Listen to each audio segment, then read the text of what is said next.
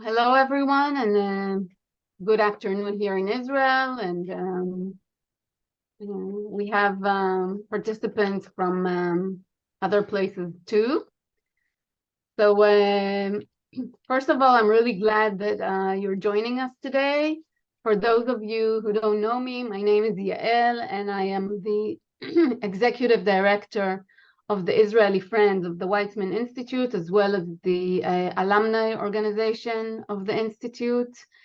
And as you know, the alumni organization is always here for you, and we're happy to be part of your career journey in whichever direction it takes you. And among our many events, our career-related events are designed to enrich you and give additional tools to make the best of the skills that you acquired here and to help you fulfill yourselves. And today we will focus on a different aspect of self-development from quite a surprising angle, chaos.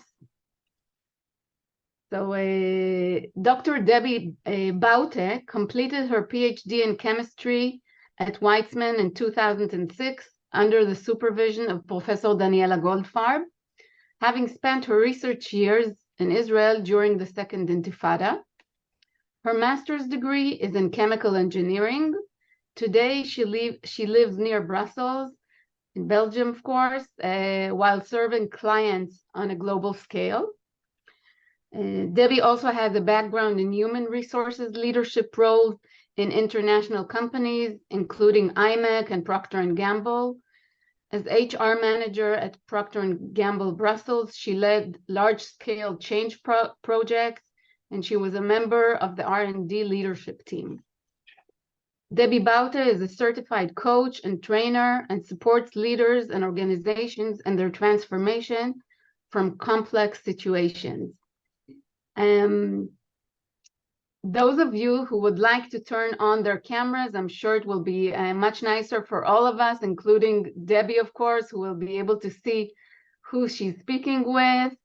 I know that apropos chaos in Israel, it would be an understatement to call the situation we're in chaos, but nevertheless, it would be much appreciated. Thank you. Lovely to see you all. And you are welcome to post questions for Debbie throughout her talk. Please do so via the closed chat to the alumni administrator, and Debbie will try to answer as many questions as time will allow at the end of her talk. So thank you everyone for joining us, and thanks Debbie for dedicating the time today. And we're all anxious to hear how we can overcome our chaos. So the floor is yours, please. Thank you, Yael. And thank you also to Reut, who was the one who reached out to me. Without Reut, we wouldn't be here today. So thank you, Reut. I don't know how she found me, but she reached out to me over the internet and she said, wow, what a crazy story, you know, from science to executive coaching. Can you tell us a bit more about that? So I'm very happy to be here. אני מאוד שמחה להיות כאן. I had such a wonderful time in Israel. It was actually during my transformative years between, age 21 to 26. I lived there during the Second Intifada. So it was, well, definitely one of those transformative experiences. So I'm very thrilled to share a bit about that with all of you. So after thanking Reut and Yael, there is one other person I want to extend my thanks to, and that is Professor Daniela Goldfarb. She reached out to me to tell me she couldn't make the talk today, but I explicitly want to thank her because she was one of my first female role models in female leadership. And this is one of the things I really appreciated about being in Israel as well, as it is a very matriarchal society in which women are, mothers, leaders, professors. And this was, to me as a young woman, a great role model to see that all of it is possible really in Israel. So that was, that's what I wanted to share about that. Let's see if I can share my screen. Does this work? Yes. So the title of today is Chaos as a Catalyst for Personal Growth. And let me see if I can also change the slides. Yes. So I want to do that by sharing my own life story, not so much because I like talking about myself, but I want to share with you a practical example on how chaos can be a catalyst for growth. And I also have plenty of examples of my clients, but I felt it's more appropriate to share my own. The other reason I want to share this story is also for you to know that all of the information on your leadership identity is enclosed in your life's story, your leadership identity and your leadership purpose. So I'll share a bit about that. And also the central theme of today, I want to share with you that chaos is an essential part for growth. And it's actually my life's mission to let people understand that chaos is there to help. Chaos is a phase that can help you expand and grow. So it's really nothing to be afraid of, but we have this natural tendency to, to get this cringe when we're in chaos and to feel like a cramp, and that is actually inhibiting us to grow. So then after I share this story with you, I'll share a few concepts on leadership identity, transformation, and chaos so that we really understand what is the difference between them. And I'll share some quick tips and tricks to increase your capacity to deal with chaos. So that's my part of the talking. And after that, I'm really inviting your questions so that we can really make it personal. So let's dive into it. Any life story starts with your family blueprint. And why is that important? Your family is really your first team. It's your first encounter with authority. You need to listen to your father, to your mother. There's a different relationship. There's this hierarchy. It is also your first playground to practice with human connections. How do you interact with people? How do you share things with them? How do you battle for things if you want things? How do you put your boundaries? This is really a first playground. And it's also your mirror for growth. Humans, and especially small kids, they learn by mirroring others. So your family, your first team, is really what makes your blueprint for, as an adult. This is where you learn. This is where your connections take place. So this is really crucial. And that's why I want to share my family story with you to understand how I, chose basically the life that I've chosen. So the story of my birth, actually my story starts a little bit before my birth. My mother was 7 months pregnant with me when my older brother, who was 2 years old at the time, he died, and very unexpectedly. So within 24 hours, the family of my parents changed from, almost the perfect picture, having a son and then a daughter on the way. It changed to a family in grief. And this was the stress and really the chaos that I was born into. So this chaos has been part of my blueprint, even from before my birth. And that's a very important part of my story because it has allowed me to feel very comfortable in chaos. To me, it feels like home. So chaos to me is not scary. I have been able to develop I always call it a muscle, the muscle to be able to deal with chaos. I've been able to develop that muscle already as a baby. And it didn't stop at the time of my birth because of this grief that my parents couldn't place. We're talking about the 70s, and we're talking about a little town in Belgium. So there was no psychological or psychiatric support. So my parents suffered, or especially my mother suffered from psychological issues. And it was very unsafe to be around her because one day, she could be happy and listening to my needs, and then the other day she would be very angry and I didn't know why. So there was this constant alteration and this unpredictability in, is this going to be a good day? Is this going to be a bad day? So this was a bit of my family context. So there was chaos, there was unpredictability, there was a lot of fear. My mother constantly feared that I was going to die as well. So she was constantly cleaning to get rid of the viruses in the house. She was, constantly hovering over me like a helicopter to make sure that I wouldn't fall or drop down the stairs or whatever. And I felt this need to take care of my parents. So this was a bit of my context. And why am I sharing this with you? Because this is where my identity started to develop. And as we will see later on, identity plays a crucial part in leadership development and a crucial part in dealing with chaos.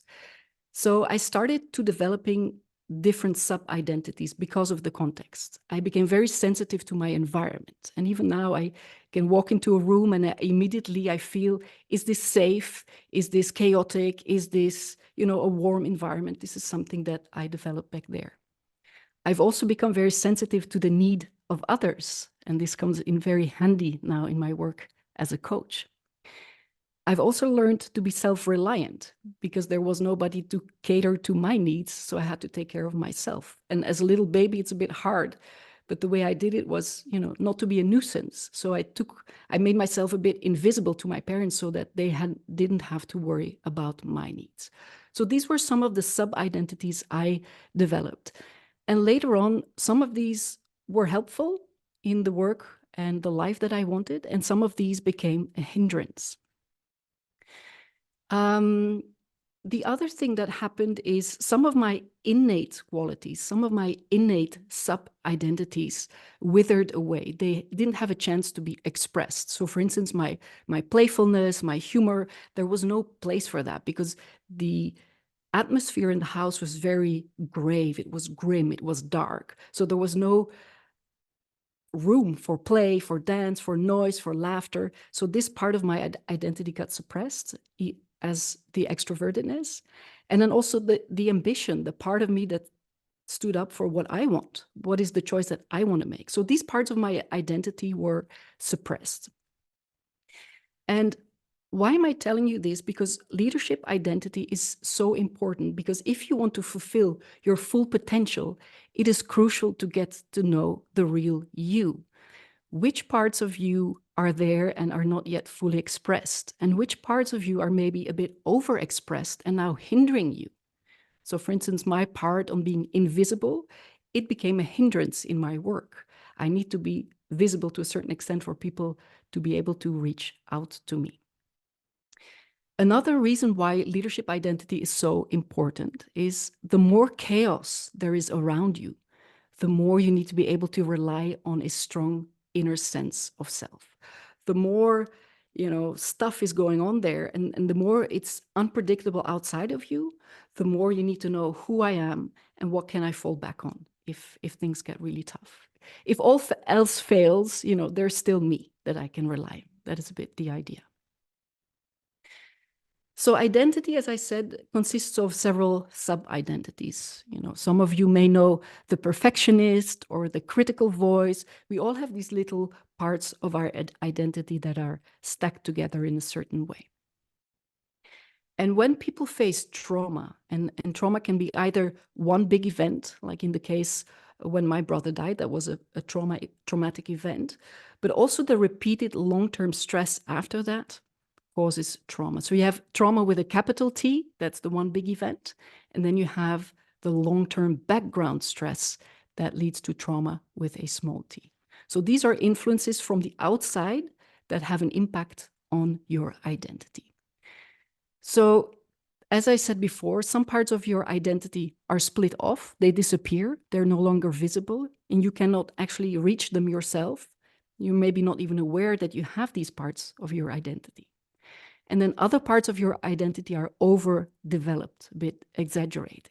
And this, of course, has also its effect on how you interact with people, on the choices you make in your career, etc.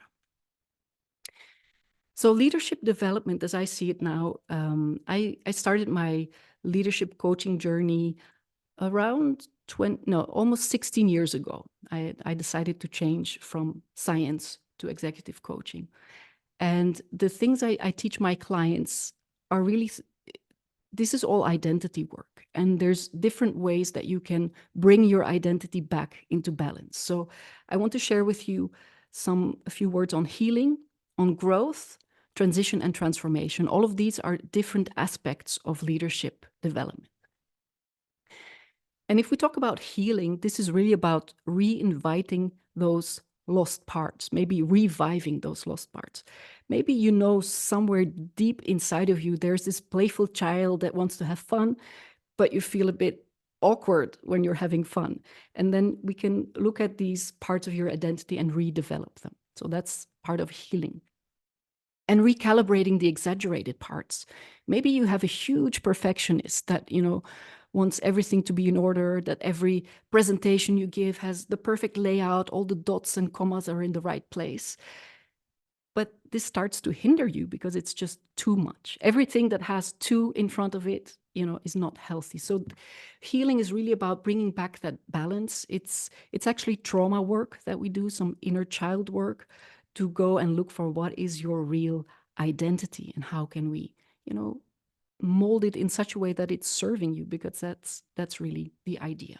We want you to be happy, fulfilled, and to reach that, sometimes we need to dive deep into that trauma work. So that I would consider as healing. Then there's also a part that is called growth. And this is really the identity that's there and bringing it to a bigger place, really. So this is fulfilling your inner potential. And this comes from an inner impulse, like a seed wants to grow into a tree. This is really an inner impulse, like a child wants to grow into an adult.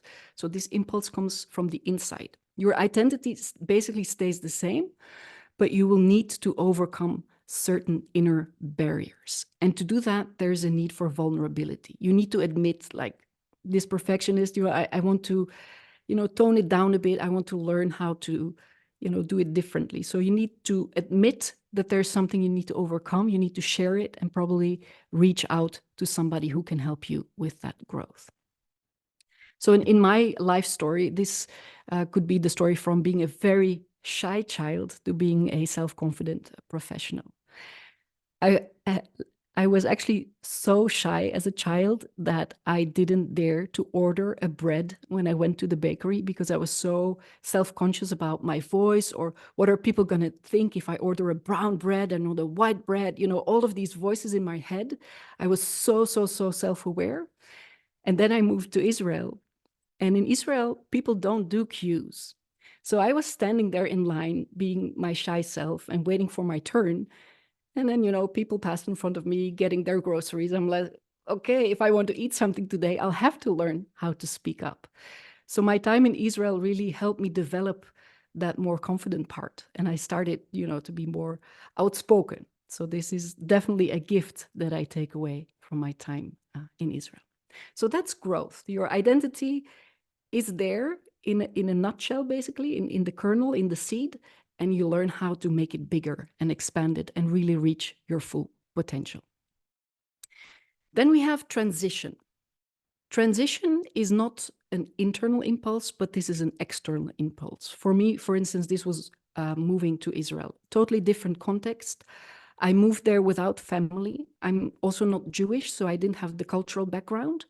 I was a girl of 21 and I moved to a country in which in the beginning days, I didn't have any friends. I didn't have any connections.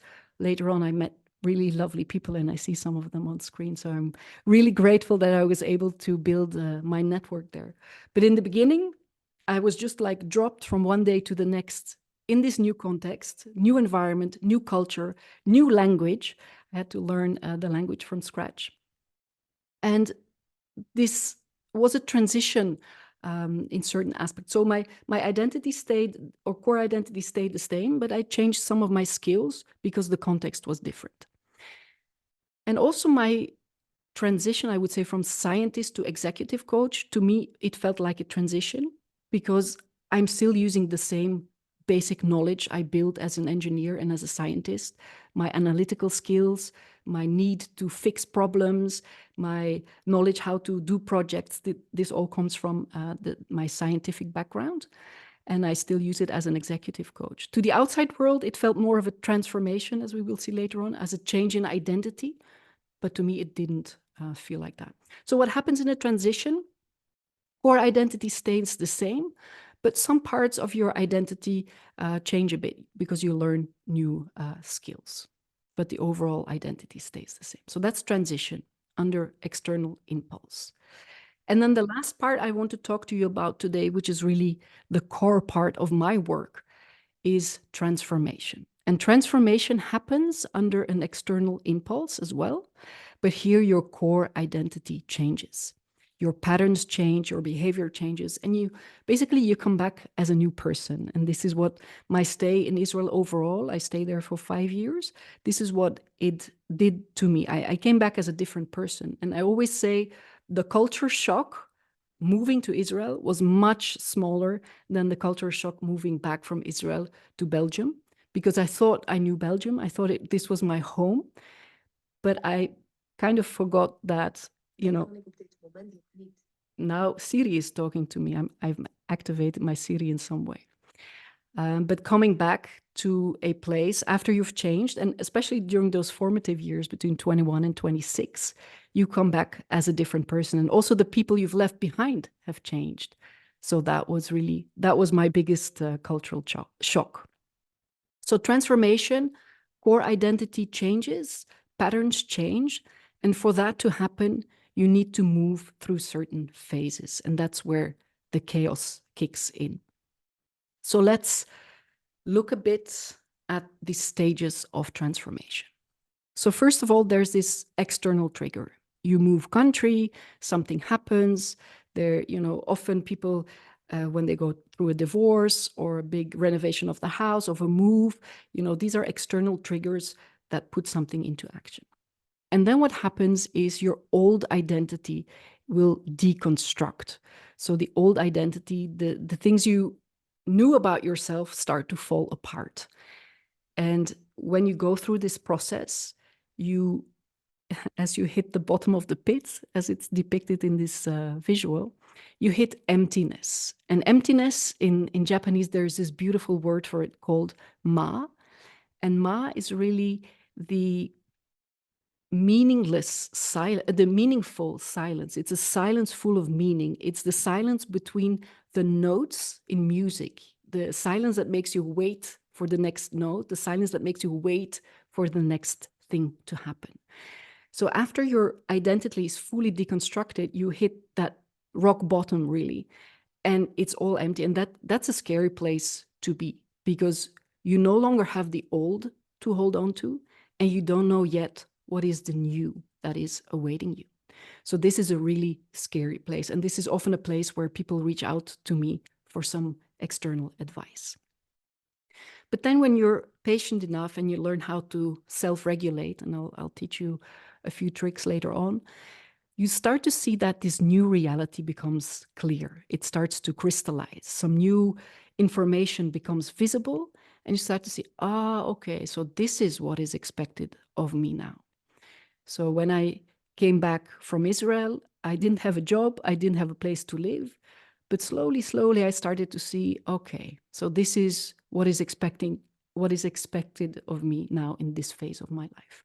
And my new role as an executive coach, rather than as a scientist, started to become clearer, for instance. So then you start to build the new identity. So that's a bit of the journey from the external trigger that is asking something different of you than what in the past has been asked of you. You need to deconstruct your identity. You end up rock bottom in the emptiness, full of questions, full of fear, usually. And then the new reality starts to crystallize until you reach your new identity. So the phase that we're talking about, chaos, really starts at the deconstruction phase, and then it goes into emptiness. And then as soon as the new signals start to become clear, there's new hope again, and people start to see what is expected of them. So these are stages of transformation that I wanted to share with you, because I've learned that for my clients, it becomes much less scary if you know that chaos is an essential part of transformation.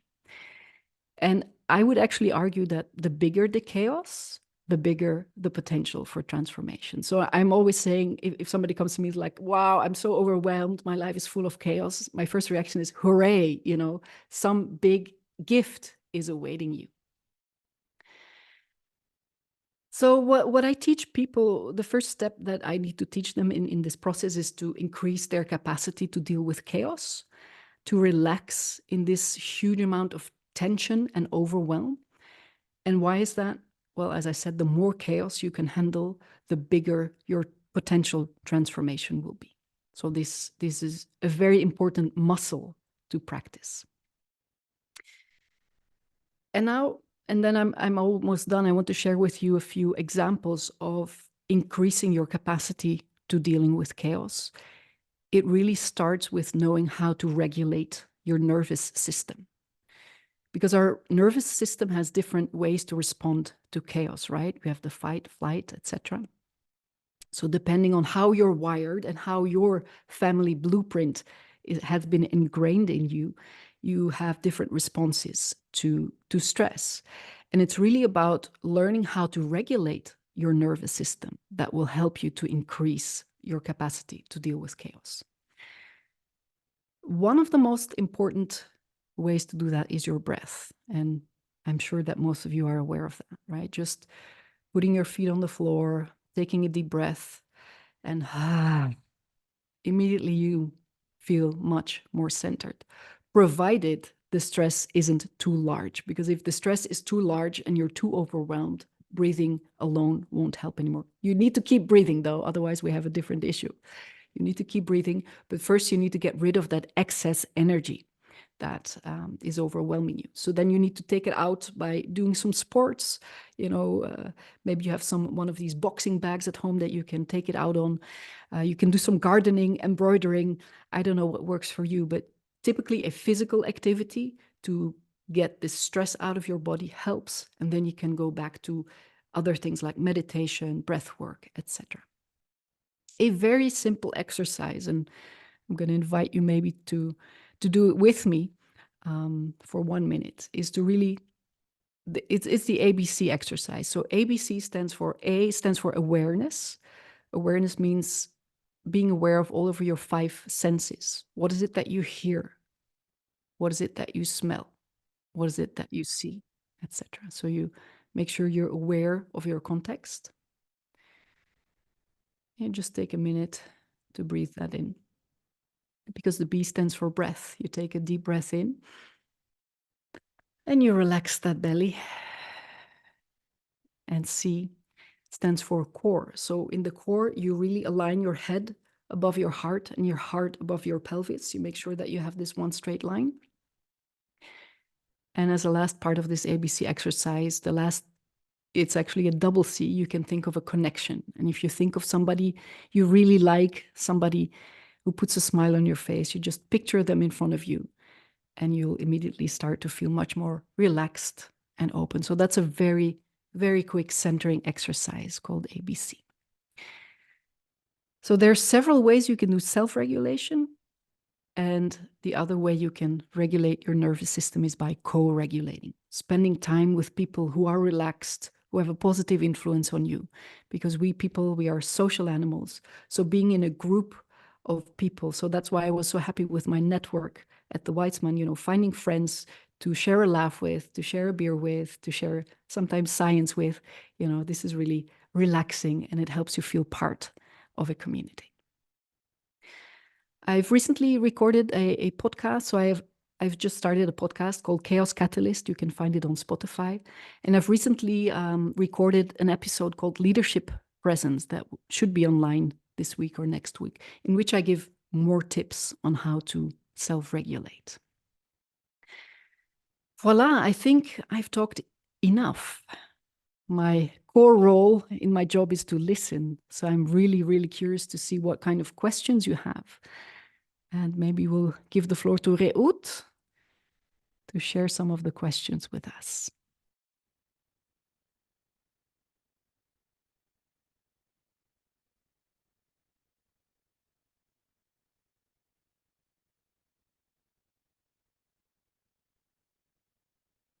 Reut, are you with us?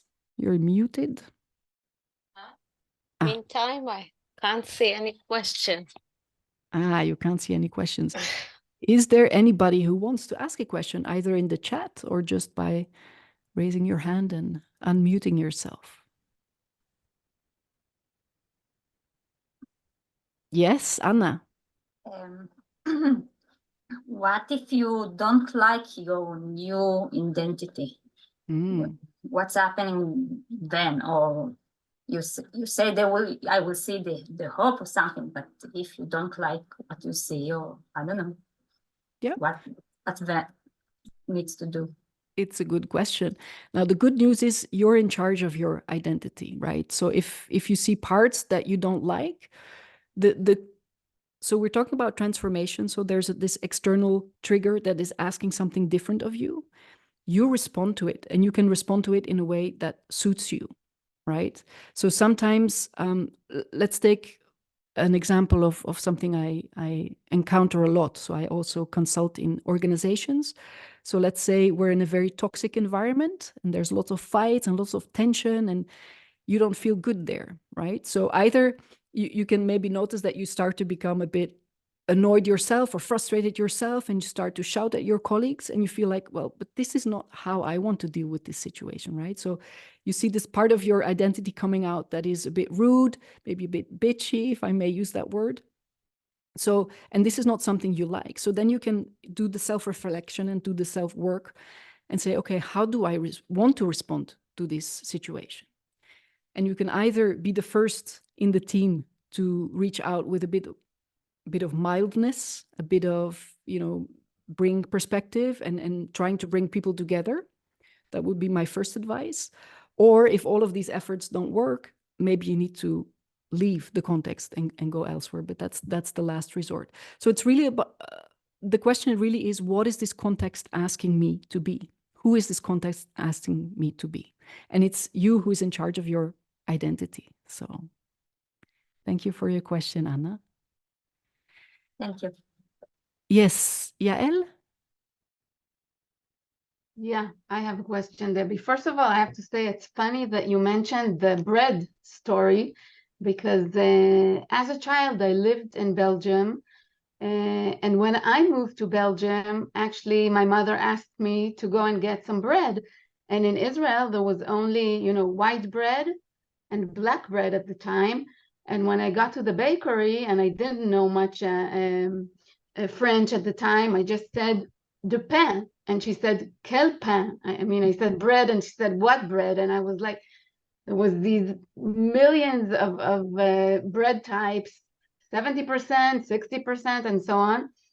And it's funny that you mentioned the story because I think nowadays we're surrounded by so many choices, which makes them maybe the decisions a bit harder and the chaos a bit more like in almost every part of our lives. So if you could say something about decision making and choices.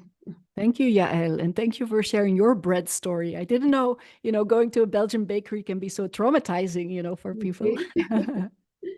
But then back to your question, what do you do when you have so many choices, and what do you do when the context is so overwhelming?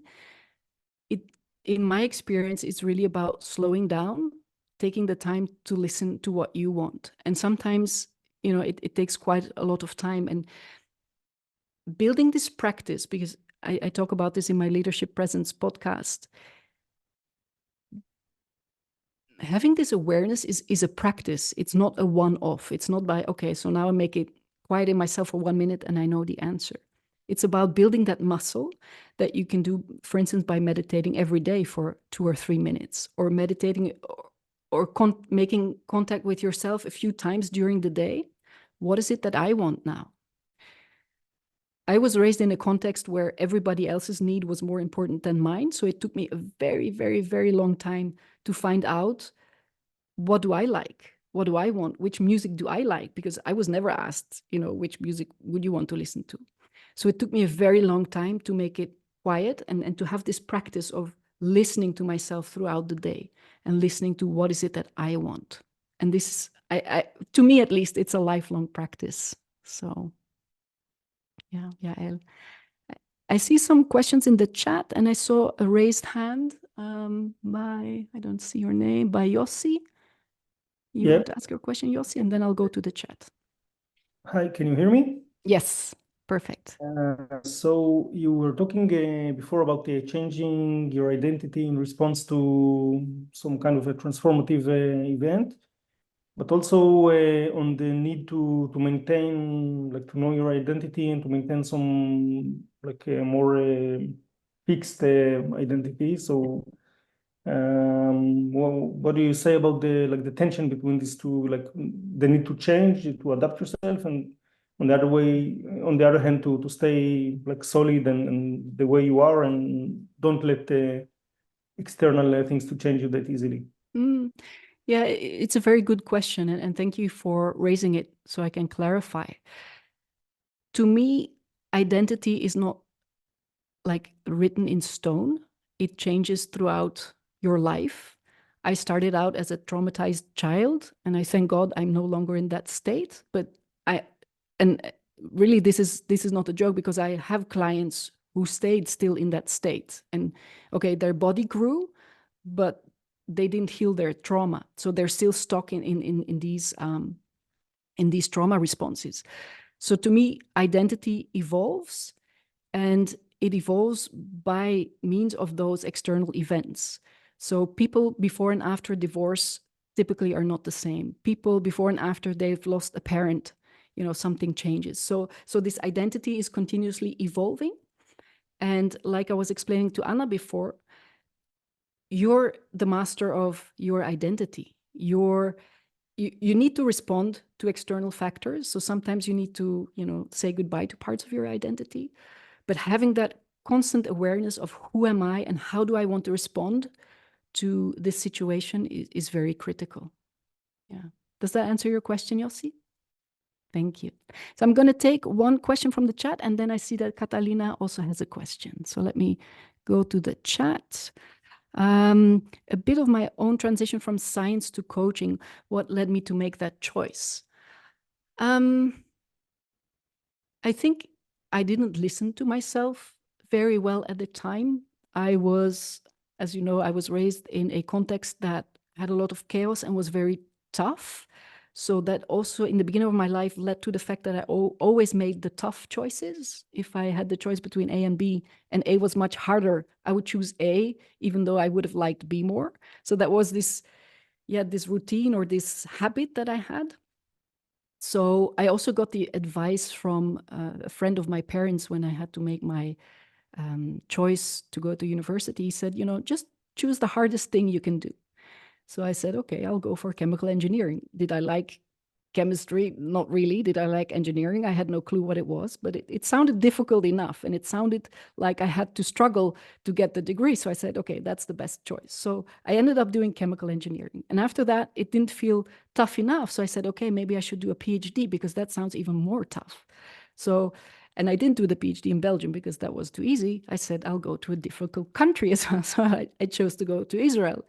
And then there was the second intifada. So, I had my share of, the context gave me a lot of gifts to practice handling these difficulties. But then after a while, I was like, why am I doing this? For whom am I doing this? And I started to feel that I had wonderful colleagues who, if we would go out after work, they would still be talking about their science projects. And I'm like, but I've had enough of science for today, right? So it wasn't really my passion. And then I came back to Belgium, and I had to, earn a living. So I had to get a job. So I took a science job, but I immediately felt this is really not for me. But it gave me the time to find out what it is that I want. And I really found out that I like working with people and actually, making them grow rather than making my catalysts in the test tube grow. I felt I wanted to work with people. And then slowly, you take small steps and you get feedback from the context. I started doing courses, in coaching, and I really liked the courses. And then I got an HR job, and I really liked that new job. And so you start slowly taking steps into that new direction. Catalina, nice to see you. Nice to see you too, Debbie. Hey, everyone. Thank you for inviting me. Debbie, my question is about, and perhaps you have already mentioned some answers, but if you have further to build on, please feel free. It's about how to remain authentic and true to yourself throughout so many change, even when some of your values may change as well. So, and recapping what I've heard from you is about silence, slowing down, hearing yourself. But if you have anything else to mention, more than welcome, please. Yeah, it's a beautiful question, how to stay authentic. To me, that's the key to life, right? I truly believe that we all have a very specific flavor to add to the mix. And we can only do that if we're authentic. So it's this practice about listening to yourself. You can practice in every choice that you have, every opportunity that presents itself. You know, before you make the choice, you check, does this match with who I want to be? And I'll give you a small example. I knew I wanted to be a coach and a meditation teacher, and you know, to find the peace in myself so I can share this peace and peace of mind with others. And then I said, okay, then I need to take yoga classes and meditation classes. And I was getting ready for one of these classes. And then my children asked something. I'm like, no, mommy, it's late for meditation class, you know, get it yourself, blah, blah, blah. And I'm like, what's happening, you know? If I want to make the choice to be a peaceful person and to have this inner peace in myself, this is not how I talk to my children, right? So in every little encounter in life, you have the choice how you respond. And so the first step would be to be very clear about who it is that you are or want to be, you know, this, who is it that you want to be? And then put your actions to match. Yeah. Does Thank that you, answer Deb. your question? Yes, Thank it's you, a Catalina. regular reflection. Yes, it's a daily reflection indeed. Any other questions? Any other hands? I don't see hands, so I'm going back to the chats. The crystallization phase, what is expected of me? Yeah.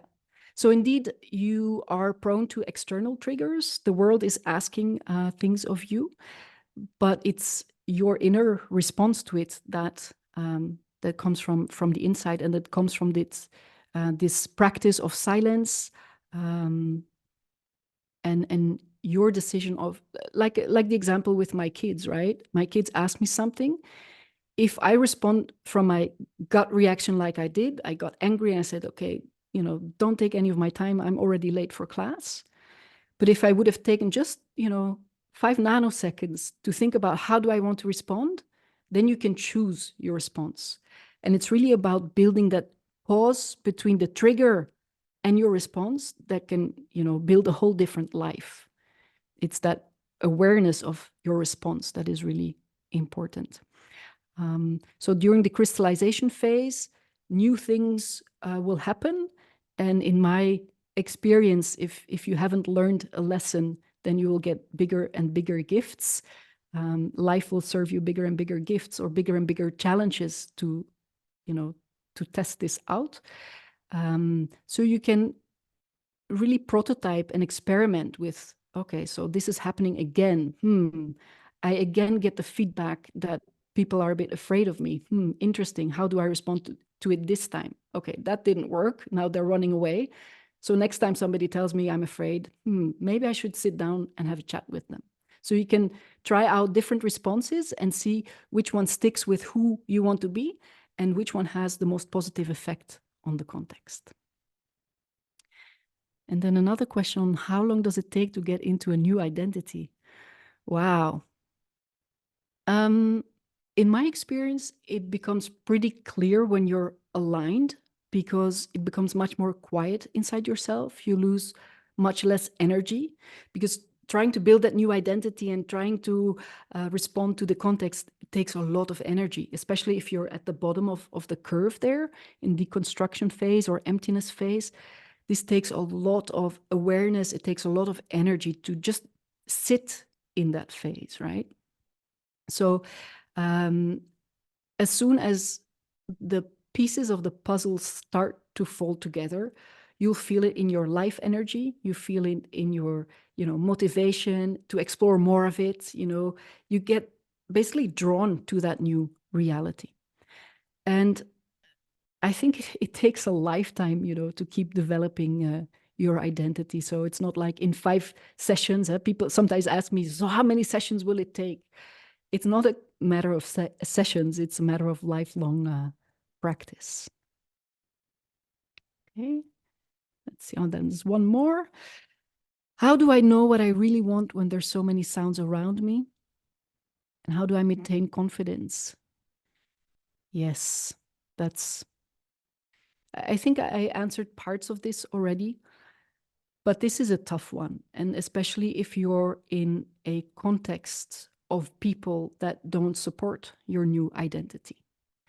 If you're in a context that is very tough, it is such hard work to keep listening to yourself and to what you really want. And my first advice here might be look for people who support the new you. Build a tribe, build a new tribe. Find people who are excited to be around the new you. And this will help you to practice this.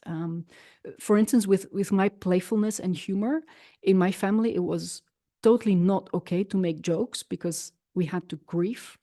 So, but I felt that there's this inner sense of me, I wanted to have fun. So I found friends that I could have fun with. And then I returned home and be again serious me, but at least I had a few hours of fun.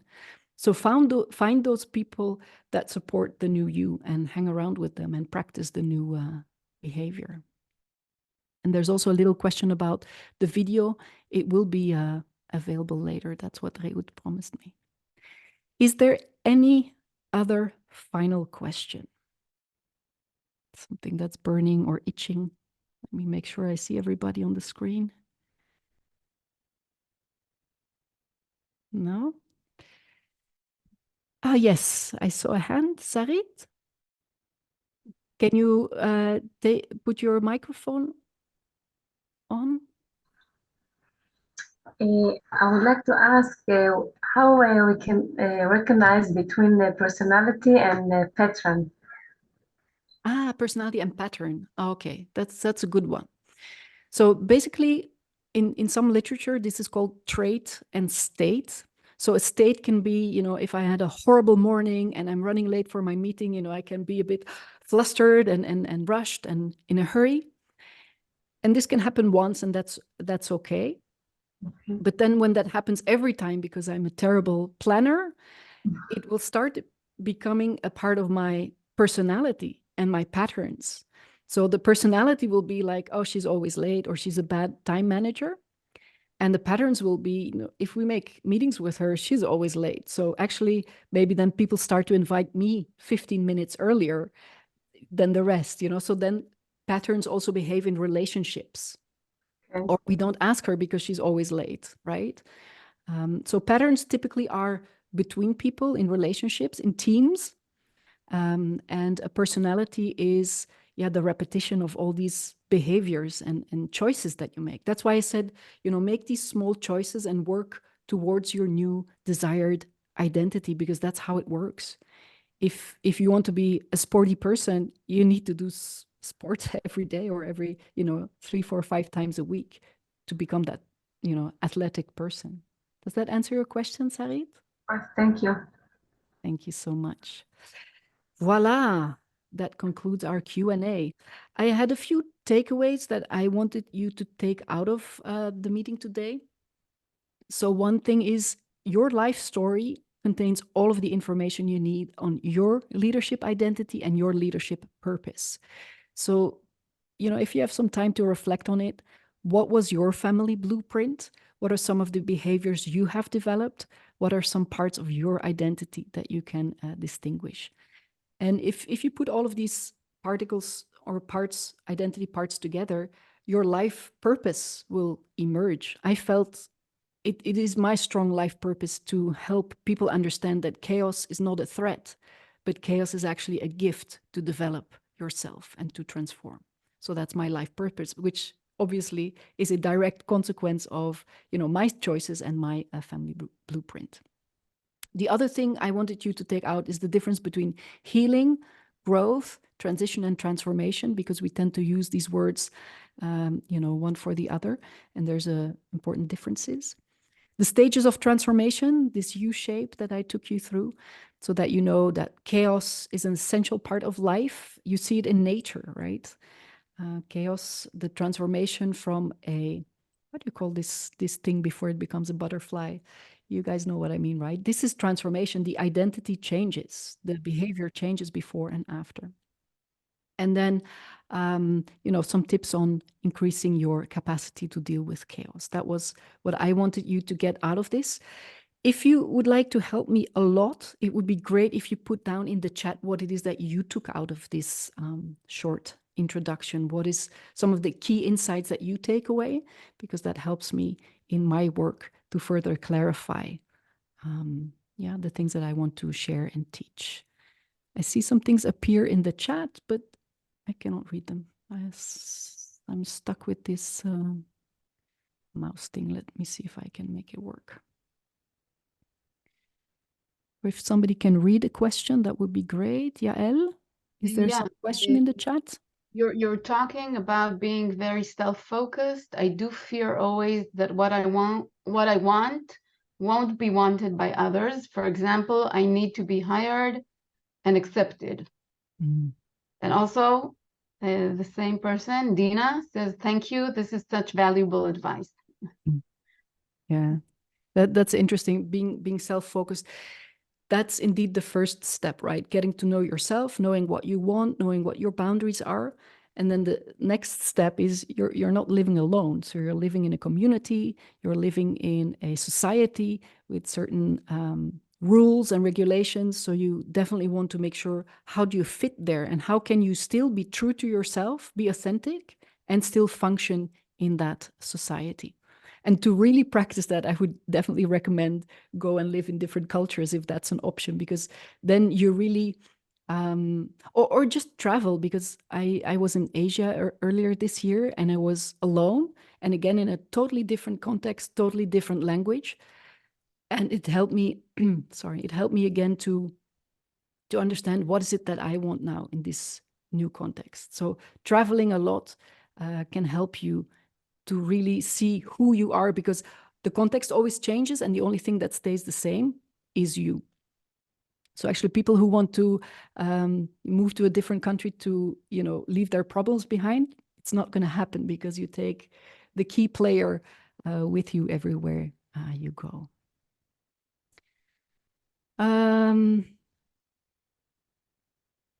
Some takeaways, and then there's one last question for the last minute: how to organize or manage chaos. That's an interesting question I get a lot.